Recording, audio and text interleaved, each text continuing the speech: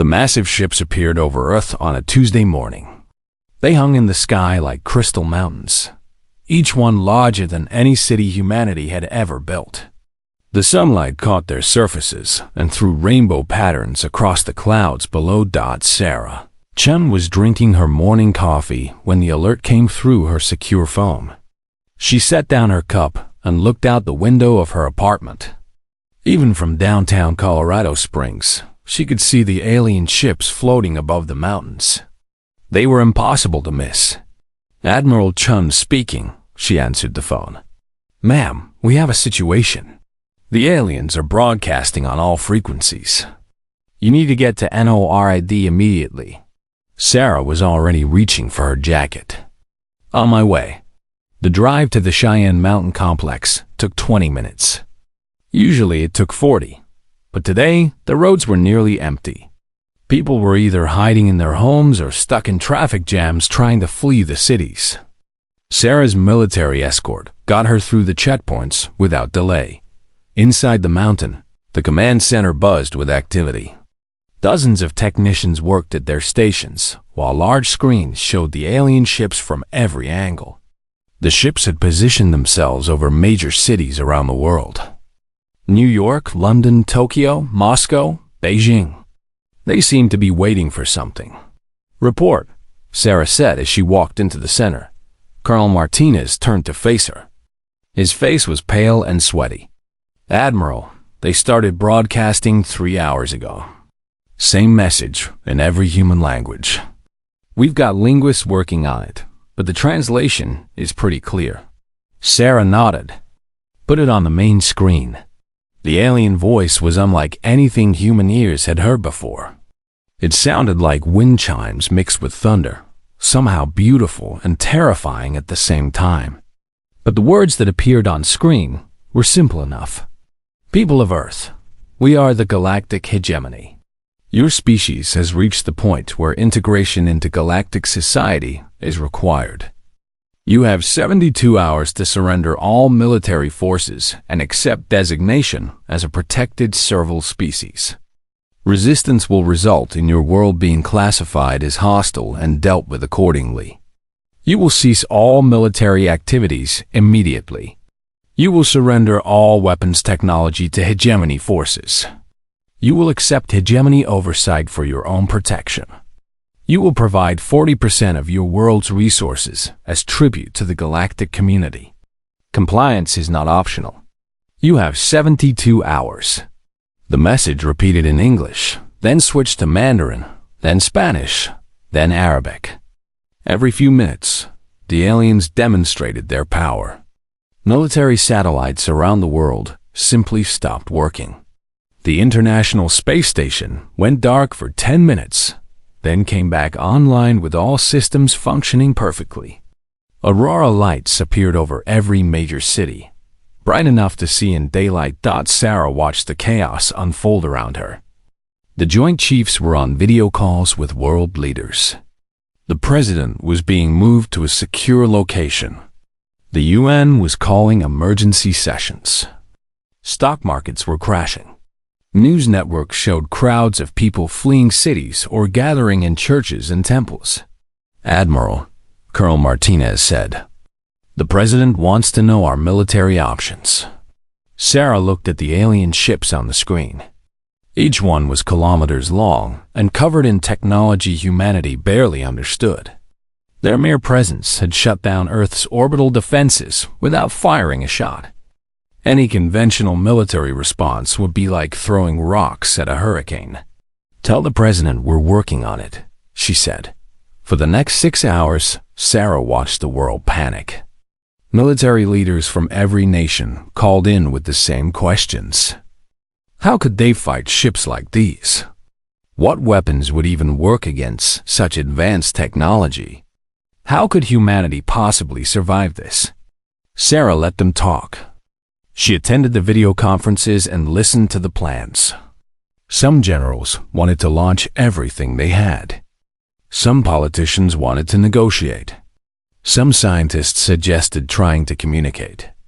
Everyone had an opinion, and none of them knew what Sarah knew. At 8 p.m. Mountain Time, When the chaos had reached its peak, Sarah walked into her private office and closed the door. She sat down at her desk and opened a secure drawer. Inside was a single red phone with no numbers on it. She picked up the phone. It rang once before a voice answered. "Standing by," the voice said. "Operation Looking Glass," Sarah said. "Activate." "Confirmed. Operation Looking Glass is now active. All assets are green and ready for deployment. Estimated time to full readiness is 18 hours. Sarah hung up the phone and leaned back in her chair. Through her office window, she could see one of the alien ships hovering over Colorado Springs. Its lights pulsed slowly, like a sleeping giant's heartbeat. She thought about the message the aliens had sent. Protected serval species. The words made her smile, though not in a friendly way. 40% tribute. Surrender all weapons. Accept oversight. Sarah had read similar demands before in history books. The Romans had made such demands. So had the British Empire and the Spanish conquistadors, and every other group that thought superior technology meant automatic victory. Sometimes it had worked out for them. Sometimes it hadn't. She picked up her regular phone and called her aide. "Yes, Admiral? Give me a connection to the UN Security Council. Emergency session." "Right away, ma'am." "What should I tell them you want to discuss?" Sarah looked out at the alien ship again. Its lights were beautiful, she had to admit, impressive, meant to inspire awe and fear in primitive species who had never seen anything like them. "Tell them I want to discuss humanity's response to the hegemony's generous offer. Should I tell them what our response will be?" Sarah's smile grew wider. "Tell them we're still deciding between several options. But tell them not to worry. We'll have an answer soon." After she hung up, Sarah sat alone in her office for a long time. Outside, the alien ship continued its slow patrol over the city. Its scanners were probably recording everything, analyzing human technology, counting weapons, measuring defenses. The aliens were no doubt satisfied with what they saw. A primitive species with primitive weapons and primitive defenses. Sarah wondered what they would think when they learned the truth.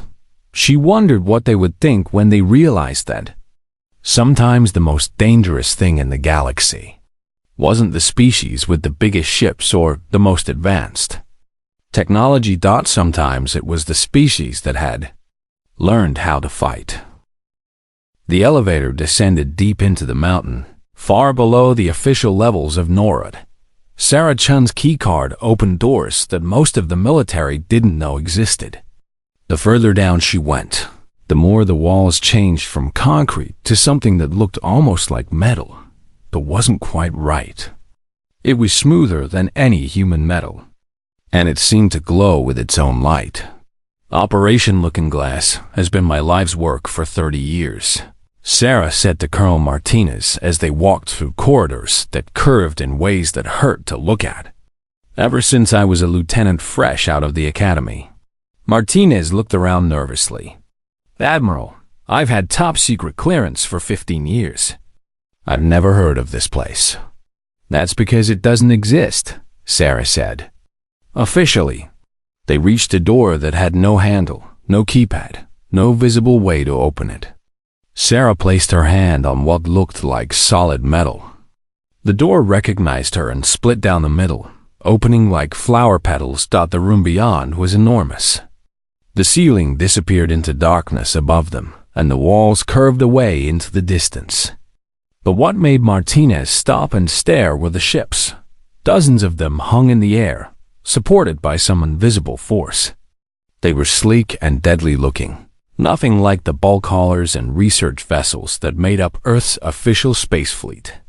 These ships had sharp angles and weapons ports that were clearly designed for one purpose. "My God," Martinez whispered. "How long have we had these?" "The first one was built in 2031, Sarah said. "We've been adding to the fleet ever since." She led him to a platform that rose into the air without any visible mechanism. As they floated upward, Sarah began to tell him the story that only 12 people on Earth knew completely. July 8, 1947, Roswell, New Mexico. The official story was that it was a weather balloon. The real story is that something crashed in the desert, and the Army recovered it. But here's the part that never made it into any conspiracy theory. The crash wasn't an accident. They reached a level where technicians in strange uniforms worked on equipment that clearly wasn't human in origin. Some of it was familiar from the alien ships now floating over Earth cities. Some of it was different, clearly improved. The ship that crashed at Roswell was a scout vessel from what we now know was the Hegemony. But it didn't crash because of mechanical failure. It crashed because a farmer named Mac Brazel shot it down with a hunting rifle. Martinez laughed, then realized Sarah wasn't joking. A hunting rifle brought down an alien spaceship? The scout ship was designed for reconnaissance, not combat. Its shields were meant to stop cosmic radiation and micrometeorites, not high-velocity projectiles. Mac Brazel saw something strange in his field, took a shot at it, and accidentally started the most important military program in human history. Sarah gestured to the ships around them. Every piece of alien technology we recovered, we studied. But more importantly, we improved it. Alien computers are more advanced than ours, but they're designed by a species that values cooperation over competition. They have almost no security protocols. Alien engines are faster than ours, but they're built for efficiency, not for military tactics. Alien weapons are more powerful than ours, but they're designed for intimidation, not actual warfare. They reached another level where a massive screen showed star charts. Dozens of red dots marked alien positions throughout the galaxy. Green dots showed human positions. There were far more green dots than Martinez would have thought possible. Admiral, how many ships do we have? In the Sol System? About 200 combat vessels. Outside the Sol System? Maybe 1,000.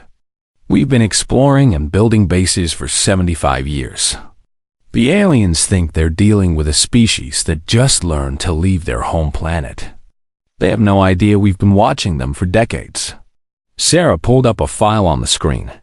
It showed the alien ship that currently hung over Colorado Springs, but this image was taken from inside the ship. Every corridor, every room, every piece of equipment was mapped in detail. We've had people aboard their ships since the second day they arrived. Invisible, undetected, recording everything. Their technology is impressive, but it's designed by people who never had to worry about espionage or sabotage. They don't even lock their doors. Martinez stared at the intelligence reports scrolling past on the screen. Crew manifests, ship specifications, communication logs, tactical assessments. Everything was there. The thing that surprised us most, Sarah continued, was what we learned about galactic society. There are over 10,000 intelligent species in the galaxy. Do you know how many of them have ever fought a war? How many? 0. Martinez looked confused. That's impossible. Every intelligent species fights wars. Every human intelligent species fights wars, Sarah corrected. But Earth is unusual. Most worlds that develop intelligent life are peaceful. They evolve cooperation instead of competition. They develop technology through collective effort. When they meet other species, they form partnerships, not armies. Sarah brought up another file, this one showing the Hegemony's military doctrine. Martinez read through it with growing amazement. Their entire military strategy is based on intimidation. They show up with big ships and advanced technology, and other species surrender immediately. They've never had to actually fight a war because no one has ever fought back, because no one knew how, because no one wanted to. Think about it. If you've spent your entire evolutionary history cooperating with your neighbors, why would you want to fight aliens? If your technology is based on peaceful exploration and resource sharing, why would you design weapons? The hegemony's approach works because every species they've ever met thinks like they do. Sarah smiled, but it wasn't a nice smile. But we're not like them. The platform descended again, this time to a level where humans worked alongside beings that were clearly not human. Martinez recognized some of the alien forms from intelligence briefings, but they were wearing human uniforms and carrying human equipment. Admiral, are those defectors, refugees, allies? Once we made contact with other species, we learned that not everyone is happy with the hegemony's protection racket. Some species want to chart their own course. Some individuals just want to see what's beyond the next star. And some are very interested in learning from a species that thinks differently than they do. One of the aliens, a tall being with blue skin and 4 arms, approached them. When it spoke, its voice was translated by a device on its collar. Admiral Chun, all ships report ready for deployment. Our friends upstairs are still broadcasting their ultimatum. They seem very confident. Thank you, Commander Zara. How long until our guests realize they're not alone up there? The stealth ships are in position. They can decloak on your order. The alien sensors are impressive, but they're designed to look for large energy signatures and metal hulls. They're not equipped to detect ships designed by people who've spent centuries hiding from each other. Sarah nodded and turned back to Martinez. Colonel, I want you to understand something. We didn't build this fleet to conquer the galaxy. We built it because we knew that someday someone would come to Earth and make demands we couldn't accept. We knew that our best chance of survival was to be ready for that day. And now it's here. Now it's here. In 18 hours, those ships up there are going to learn that they made a serious error in judgment. They're going to learn that humanity isn't a primitive species waiting for protection. They're going to learn that sometimes the most dangerous predator is the one you don't see coming. Sarah looked at the displays showing the hegemony ships above Earth cities. They moved in slow, predictable patterns, broadcasting their ultimatum, waiting for humanity's surrender. They're about to learn that humans don't surrender. Martinez looked around at the impossible technology. The alien allies, the ships that could apparently hide from sensors that should detect anything. Admiral, what happens if they don't listen? What if they try to force us to comply? Sarah's smile grew wider. Then they're going to learn why Earth is the only planet in the galaxy where we had to invent a word for war. The 72-hour deadline passed at exactly 3:17 p.m. Pacific Time. Sarah, Chun stood on the bridge of the human ship Defiance, watching the alien flagship through the view screen. The massive crystal vessel hung motionless above the Pacific Ocean, probably waiting for Earth's surrender transmission. Instead, they got something else. Alien vessel. This is Admiral Sarah Chun of the Terran Defense Force. I'm requesting permission to come aboard for a diplomatic meeting. The response took several minutes. When it came, the alien voice sounded confused. Human vessel, you were instructed to surrender all military forces. Why are you in space? Your species lacks the technology for safe spaceflight. We're full of surprises, Sarah replied. Will you grant permission for diplomatic contact, or should I assume the hegemony isn't interested in civilized discussion? Another long pause. You may transport one individual to our ship. No weapons. Sarah nodded to her crew. Energize. The transporter beam had been upgraded far beyond anything the aliens used. Where their technology moved people slowly and carefully, human improvements made the process nearly instantaneous. Sarah materialized on the alien bridge before they had time to activate their own sensors. The bridge was enormous, with crystalline walls that showed the stars outside. Dozens of aliens worked at stations that seemed to grow out of the floor. They were tall and thin, with silver skin and large black eyes. Beautiful in an otherworldly way. The being who approached her wore robes that seemed to be made of liquid light. When he spoke, a device around his neck translated his words into English. I am Hegemon Zather, commander of this fleet and representative of the Galactic Hegemony. You are in violation of direct orders. Where is your species surrender? Sarah looked around the bridge, taking note of the security measures. Or rather, the complete lack of them. No guards, no weapons, no barriers. These people really had never encountered a hostile species. I'm here to deliver humanity's response to your generous offer, she said. Offer? Zather seemed confused. You were given orders, not an offer.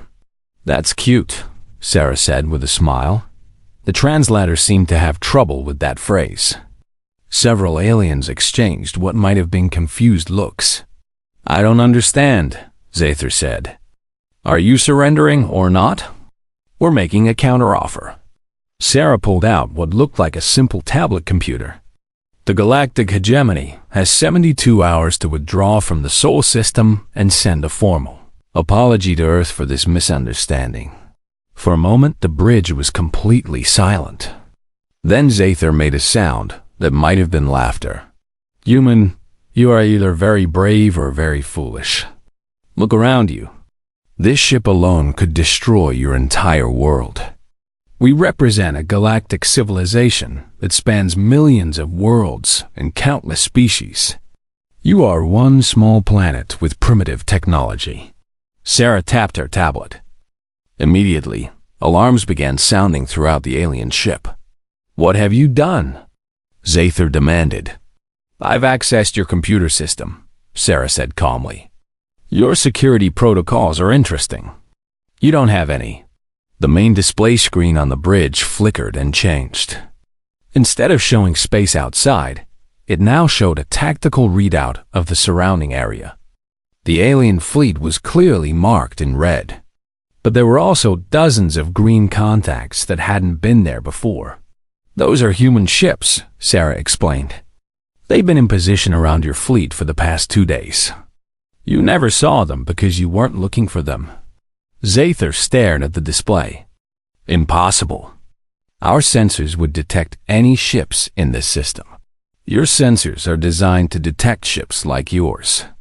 Big, obvious, broadcasting their presence. Our ships are designed by people who've spent thousands of years trying to hide from each other. We're really good at it. Sarah tapped the tablet again. The display zoomed out, showing the entire solar system. More green contacts appeared. Hundreds of them. Those are our defense platforms, weapon satellites, and mobile strike units. They've been tracking your every movement since you arrived. The display zoomed out further, showing nearby star systems. Even more green contacts were visible. Those are our rapid response fleets. The reinforcements you called for? The 3 additional battle groups that were en route to Earth? They're currently our guests at various secured facilities throughout the system. Don't worry, they're being treated well. We're not barbarians. Zather's silver skin had turned a paler shade.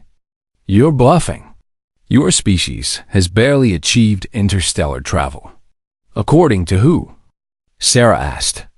Your intelligence reports? The ones based on observing our public space program? Did you really think that what we show the galaxy is everything we have? She tapped the tablet once more. The display changed to show the interior of various alien ships. Live video feeds from security cameras that the aliens didn't know had been compromised. We've had people aboard your ship since the day you arrived. Invisible, undetected, recording everything. We know your crew manifest, your ship specifications, your tactical doctrine, your supply levels, and your communication codes. We know that Hegemon Delithmer on Ship 7 has been worried about his mate's pregnancy back home. We know that Navigator Zentai on Ship 3 has been questioning whether the hegemony's expansion policies are morally justified. We know that Engineer Pulver on Ship 5 has been stealing food supplies and selling them at black market prices. The bridge crew was staring at Sarah with expressions she couldn't read. but she was pretty sure they translated to terror. "How is this possible?" Zather whispered. "Because we're not like the other species you've encountered," Sarah said. "Most galactic civilizations developed on peaceful worlds where cooperation was the key to survival. Earth is different. On Earth, everything tries to kill everything else. Plants are poisonous. Animals hunt in packs. The weather changes without warning. Diseases spread quickly. Resource scarcity causes conflict. We didn't evolve to cooperate. We evolved to compete." Sarah walked to one of the crystalline walls and looked out at the stars. "Your technology is more advanced than ours, but it's designed by people who never had to worry about enemies. You build ships to impress. We build ships to fight. You design computers to share information. We design them to keep secrets. You create weapons to intimidate. We create weapons to kill." She turned back to Zather. "Do you know what the most dangerous predator on Earth is?" "I assume you're going to tell me it's humans." "No, it's the mosquito. Tiny, seemingly harmless, but it kills more humans every year than any other animal. Do you know why? Because it's small enough that you don't notice it until it's too late." Sarah gestured to the tactical display. "Right now, you're surrounded by 200 ships you never saw coming. They're armed with weapons specifically designed to counter your technology. Your shields can stop our conventional weapons, but they can't stop the new ones we built using your own ship as a template. Your armor can withstand energy weapons, but we've developed projectiles that can punch through it. Your computers are more advanced than ours, but they have no defense against viruses written by a species that invented cyber warfare." Zather sat down heavily in what might have been a command chair. "What do you want?" "I want you to go back to the hegemony and tell them the truth. Earth isn't a primitive world waiting for protection. Earth is the home of a species that has spent its entire evolutionary history learning how to fight. We don't want to conquer the galaxy, but we won't be conquered either. The Hegemony Council will never accept this. They'll send the entire galactic fleet if necessary." Sarah smiled again, and this time it was genuinely friendly. "Then they'll learn an important lesson about the difference between intimidation and actual combat capability. But I hope it doesn't come to that. We'd much rather be friends." She walked back to the center of the bridge. "Here's our offer. Withdraw your ships from the Sol system. Send a formal apology for the misunderstanding. Open diplomatic relations with Earth as equals, not as protectors and subjects. In return, we'll pretend this whole incident never happened. And we'll consider sharing some of our defensive technologies with species that are interested in genuine security partnerships. And if the hegemony refuses, then you'll discover why Earth is the only planet in the galaxy where we had to invent words like strategy, tactics, ambush, sabotage, and guerrilla warfare." Sarah tapped her tablet one final time. The tactical display changed to show the positions of human ships throughout hegemony space. There were hundreds of them, all previously invisible to hegemony sensors. "We've been watching you for 75 years, she said. "We know where your bases are, where your supply lines run, where your civilian populations live. We know which systems are heavily defended and which ones are vulnerable. We know your strengths and your weaknesses." "This is impossible," Zather said. "The logistics alone are exactly the kind of problem humans are good at solving. We built an interstellar military infrastructure in secret while maintaining the appearance of a primitive species. We've infiltrated your computer systems, recruited allies from species that aren't happy with hegemony rule, and developed technologies specifically designed to counter yours. All while you thought we were playing with rockets and dreaming of reaching our own moon." The news spread across the galaxy faster than anyone thought possible. Within 6 hours of Admiral Chun's meeting with Hegemon Zather, every major civilization knew that the impossible had happened. A primitive species had not only refused integration into the hegemony, but it somehow captured 3 entire hegemony battle groups without firing a shot on the hegemony capital world of Zentara Prime. The Council of Voices gathered in emergency session. The great crystal amphitheater that had witnessed the peaceful integration of thousands of species now echoed with unprecedented confusion and fear. Hegemon Supreme. Veltara called the session to order with trembling hands. The report from Fleet Commander Zather has been verified. The humans of Earth possess military capabilities far beyond our initial assessment. They have somehow maintained a secret spacefaring civilization while presenting themselves as primitive. Council member Jithora rose from her seat. How is this possible? Our scouts observed their world for decades. Their technology was clearly centuries behind ours. Apparently, Veltara said, they were showing us only what they wanted us to see. The humans have been operating a clandestine fleet throughout our territory for what they claim is 75 of their years. Our intelligence services never detected them. The council chamber erupted in voices. Some demanded immediate military action. Others called for investigation into how their intelligence had failed so completely. A few suggested that perhaps diplomacy might be wise when dealing with a species that had outmaneuvered them so thoroughly. Order, Veltara called. We must decide how to respond. Fleet Admiral Kexenal, what are our military options? The military representative stood slowly. Honored Council, I regret to report that our options are limited. The humans have demonstrated the ability to move ships undetected throughout our space. They have infiltrated our computer systems. They have captured our vessels without our sensors detecting the attacks. Most concerning, they appear to have developed weapons specifically designed to counter our defensive technologies. Surely our full fleet can overwhelm them, Jithara insisted. Perhaps, Kexenal said. But at what cost? We have never fought a true war, Honored Council. Our military doctrine is based on intimidation and crowd control. These humans appear to understand actual warfare in ways we do not. They have turned our own technological advantages against us. Across the galaxy, other civilizations were having similar discussions. On the Trade Syndicate station of Nexus Delta, merchant princes gathered to discuss how this development might affect galactic commerce.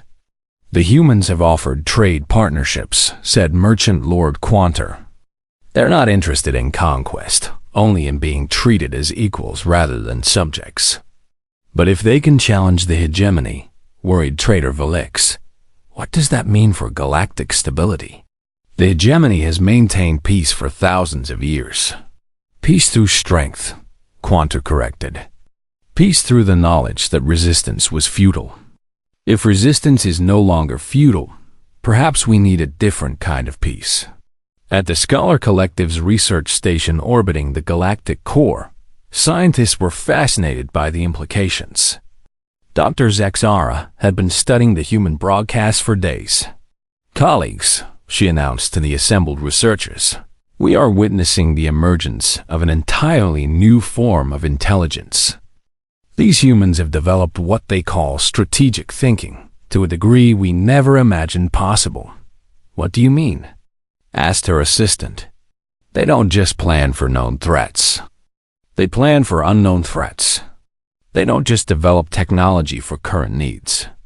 They develop it for future problems they might face.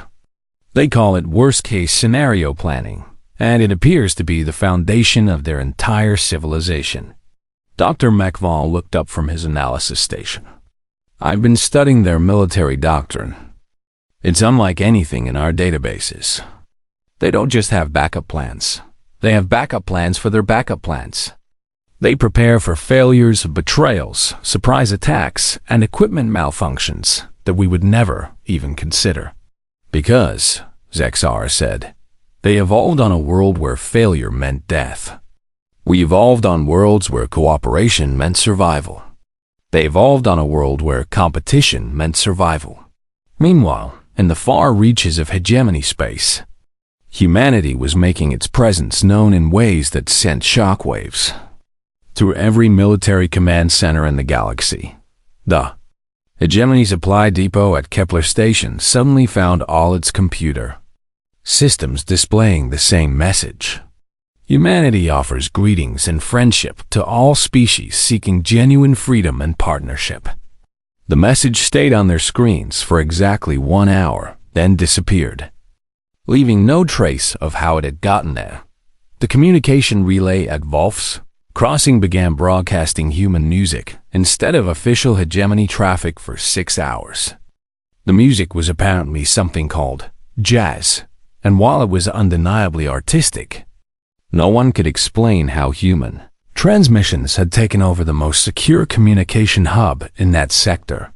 Most disturbing of all, the hegemony's primary intelligence gathering station at the Galactic Rim went offline for 12 hours.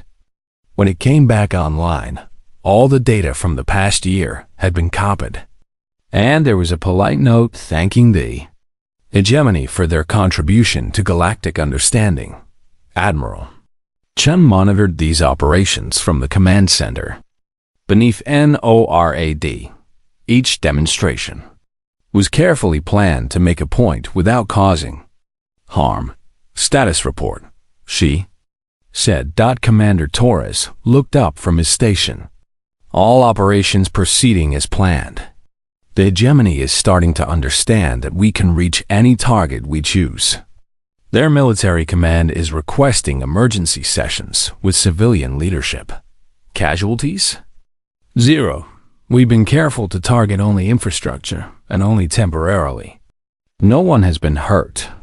Sarah nodded. That was important. Humanity's goal was to be respected, not feared. They wanted to show their capabilities without becoming the kind of threat that would unite the galaxy against them. Admiral, said Lieutenant Kim from the communication station, we're getting responses from non-hegemony species. The Trade Syndicate wants to open negotiations. 3 independent worlds are requesting defense partnerships. And the Scholar Collective is asking for permission to study our strategic planning methods. Any hostile responses?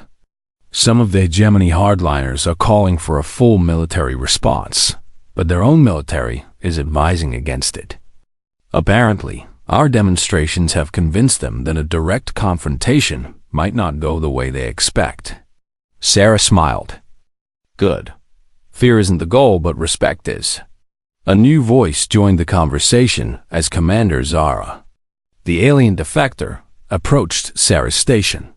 Admiral, my contacts in the hegemony report that there are 3 distinct factions forming in response to this situation. The military faction wants to negotiate because they understand the tactical situation. The diplomatic faction wants to find a peaceful solution that saves face for everyone. But the hardliner faction is demanding a show of force to maintain hegemony authority. Which faction is winning? Unknown. But the hardliners have requested the deployment of the Infinity Fleet. Sarah raised an eyebrow. The Infinity Fleet? The hegemony's most powerful war vessels. They've never been used in actual combat, but they're designed to crack planets if necessary. If they deploy the Infinity Fleet, it means they've decided to end this situation permanently. Sarah considered this. The Infinity Fleet would be a significant escalation, but it might also be humanity's best chance to demonstrate just how thoroughly they had outmaneuvered the hegemony. Commander Zara, how long would it take the Infinity Fleet to reach Earth? 6 of your days. And how long have our people been monitoring their construction facilities? Zara's expression, which was hard to read on her alien features, might have been a smile. Since they began building the fleet 15 years ago. Excellent. Sarah turned to her communications officer. Send a message to Hegemon Zather. Tell him that we're aware of the Infinity Fleet deployment, and we consider it an unfriendly gesture. Tell him that if they really want to test our defensive capabilities, we're prepared to give them a demonstration they'll never forget. And if they call our bluff? Torres asked. Sarah's smile was no longer friendly. Then we show them why the galaxy's most peaceful species just learned to be afraid of the galaxy's most warlike species. She looked at the displays showing human ships positioned throughout hegemony space. Sometimes the best way to prevent a war is to prove that you're prepared to win one. 6 months after the ultimatum that changed galactic history, Admiral Sarah Chun stood in her new office aboard Unity Station. The space station orbited Earth, but it belonged to no single species. Human engineers had worked alongside alien architects to create something entirely new, a facility designed for true cooperation between equals. Through her office windows, Sarah could see ships from dozens of species docked at the station.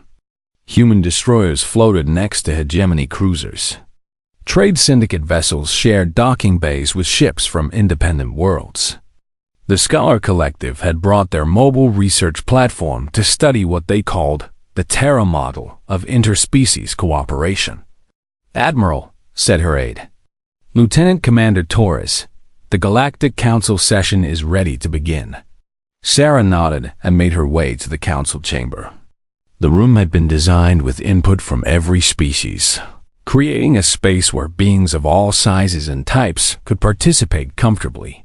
Humans sat alongside hegemony representatives, alien rebels, trade merchants, and scientific observers.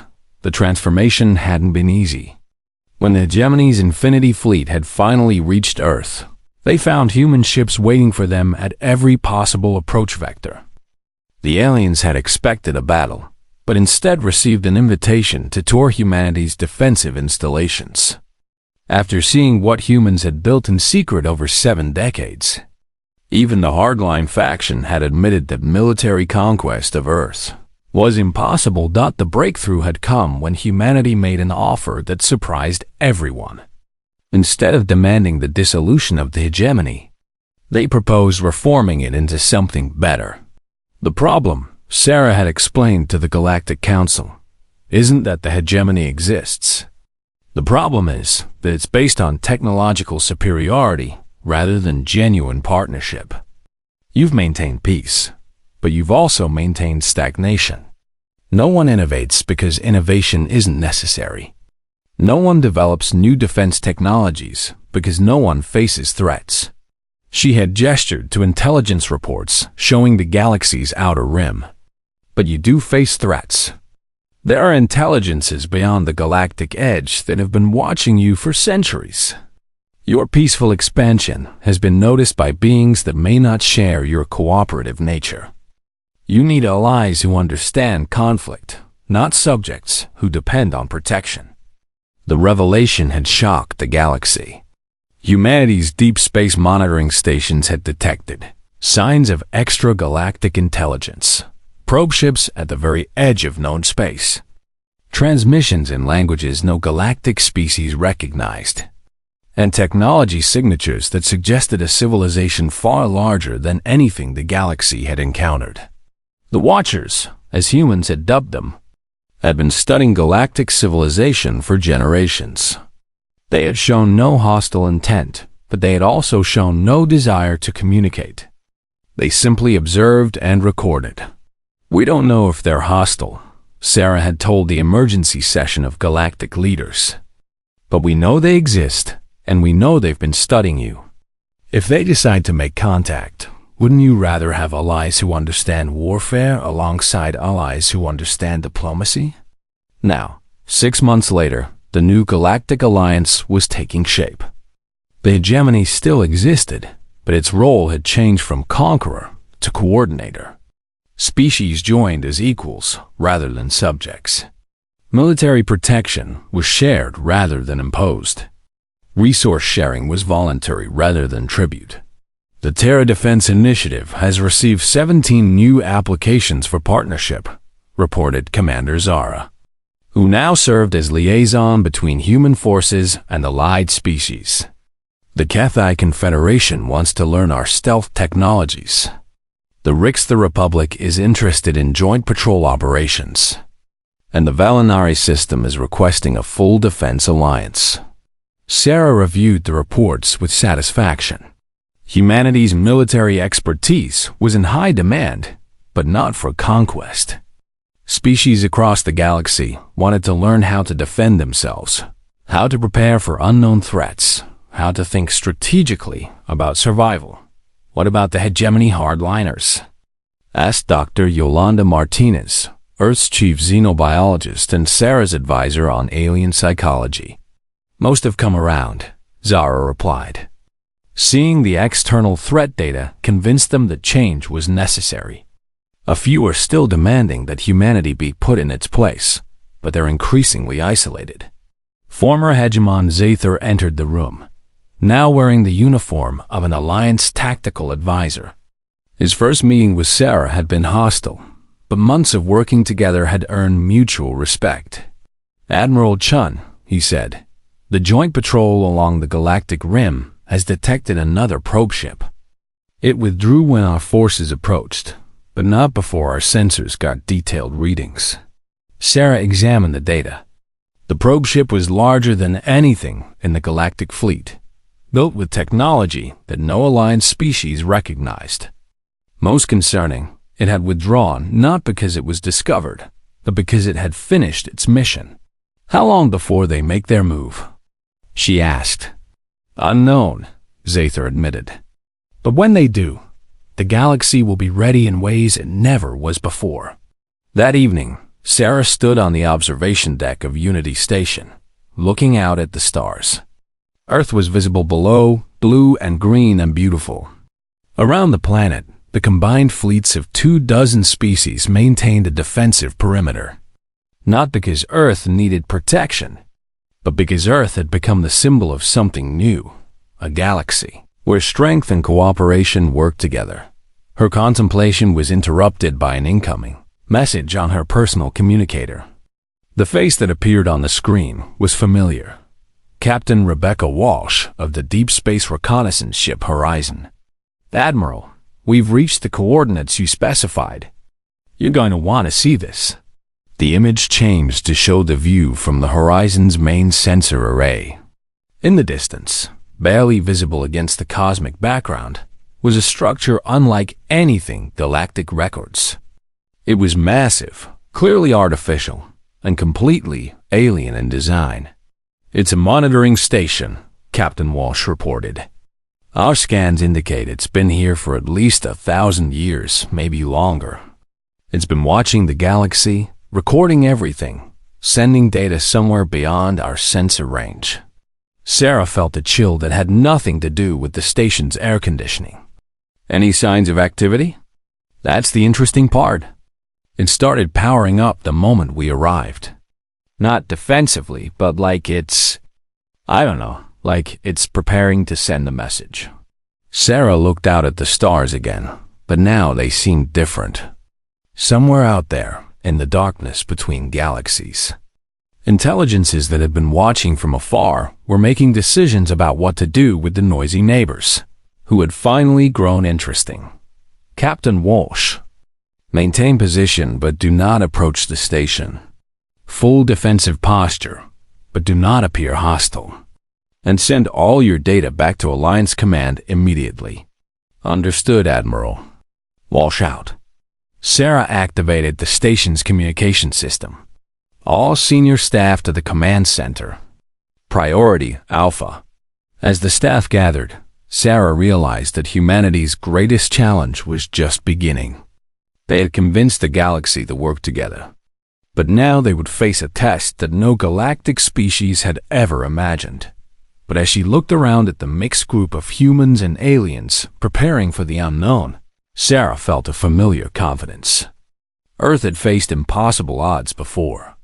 Humanity had survived ice ages, asteroid impacts, plagues, wars, and every other challenge their hostile world could throw at them. Now they weren't facing those challenges alone. When Lieutenant Torres asked what their response should be to the extragalactic watchers, Sarah smiled the same smile she had worn when facing Hegemon Zather's ultimatum. We do what humans do best, she said. We get ready for whatever's coming next. Outside Unity Station, ships from across the galaxy adjusted their positions. Crews from dozens of species working together as one fleet. The galaxy had learned to cooperate in ways their ancestors never imagined. Guided by the one species that understood that sometimes the best way to achieve peace was to be thoroughly prepared for war. And in the deep space beyond the galactic rim, ancient watchers noted the change and began to plan for contact with a civilization that had finally become interesting enough to engage directly. The real adventure was just beginning.